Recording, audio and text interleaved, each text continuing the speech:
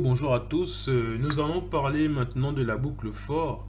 Et donc, je vais vous montrer un peu la différence entre la boucle for et la boucle while. Si j'efface tout ça, je vais créer le nombre let nombre comme ça. Je vais mettre ici 0. Et là, qu'est-ce que je vais faire ici? Je vais dire boucle while. Je fais une boucle while tant que nombre est plus petit que 10. Qu'est-ce qu'on fait? Qu'est-ce qu'on fait ici? On va juste lui dire console.log nombre. Voilà. Sans oublier, attention, sans oublier qu'il faut toujours faire sortir d'une boucle infinie. Ok. Donc, lorsqu'on fait ça, qu'est-ce qu'on a? Ici, on va rafraîchir et on va montrer ce qu'on a un peu. On a quoi ici?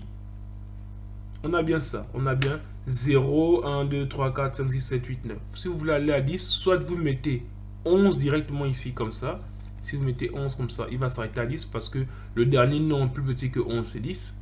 Vous voyez, il va s'arrêter à 10. Ou bien, vous pouvez remettre aussi 10 comme ça si vous voulez garder le 10. Mais vous mettez inférieur ou égal. Ok. Donc, ça revient aussi au même là. Ça revient à ça. Ok. C'est à vous de voir. Bon, ça c'était une façon rapide pour voir on va dire la boucle while. Maintenant, si on veut voir la boucle for, c'est quoi la différence? Regardez ici. On va faire un truc simple.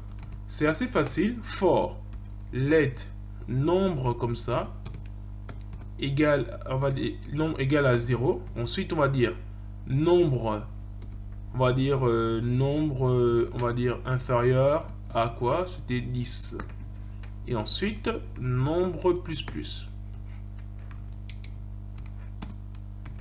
Et là, on fait juste maintenant console.log de nombre. Ok. Donc ici, si on va voir ce qu'on a, regardez ici, on a le même résultat. Pourquoi? Parce que en fait, comment on le fait? On crée une variable. Comme on avait fait une variable hors de la boucle, nous on la crée dans la boucle, comme ça, lettre nombre, comme ça, dans la boucle. On met la valeur qu'on a mis initiale 0. Ensuite, la condition qui est là, c'est celle qu'on met ici, juste après le point virgule, on met la condition là.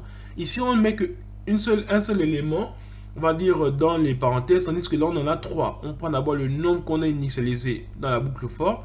Ensuite, on met la condition pour que ça s'exécute.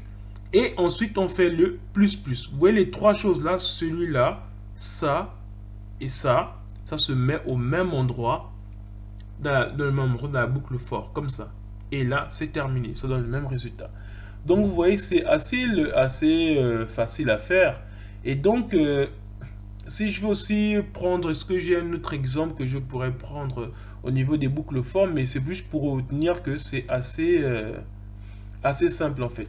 Donc, je peux vous donner directement rendez-vous à la vidéo prochaine où nous allons faire, si vous vous rappelez, au tout début du cours, au tout début de cette partie, on a parlé de la punition en classe, cette salle n'est pas un réfectoire mais un sanctuaire de travail, ou bien les tables de multiplication. Bah, nous allons maintenant les réaliser avec la boucle for et réaliser les tables de multiplication d'abord avec les boucles for, ensuite avec la boucle while.